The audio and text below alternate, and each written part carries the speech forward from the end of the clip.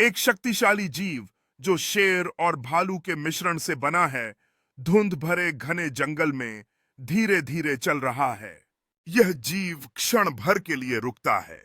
इसकी शक्तिशाली देह ऊंचे पेड़ों के खिलाफ छायांकित है, जबकि धुंध उसके पैरों के चारों ओर लिपटी हुई है। यह जीव अपनी धीमी चाल जारी रखता है, गिराए गए शाखाओं और मोटे जड़ों पर पैर रखते हुए हर कदम जंगल की शांति में हल्की गूंज पैदा करता है। अचानक यह जीव ठोकर खा जाता है। इसके विशाल पंजे एक गीली मिट्टी के स्थान पर फिसल जाते हैं, जिससे इसका संतुलन बिगड़ जाता है और यह आगे की ओर गिर जाता है। यह जीव वन के फर्श पर फैल जाता है।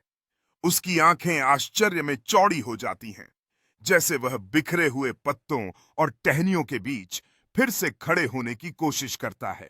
एक मजबूत धक्का देकर यह जीव जमीन से खुद को उठाता है। पत्तों और कीचड़ के टुकड़े झाड़ते हुए इसकी मांसपेशियां उसके फर के नीचे लहराती हैं। यह जीव अपने चारों ओर देखता है, सतर्क और जागरूक होते हुए, जैसे ऊपर की घने पत्तियों के माध्यम से धूप छनकर आ रही हो। अपने पहले कदम आगे बढ़ाते हुए यह जीव जंगल में सुंदरता से चलता है।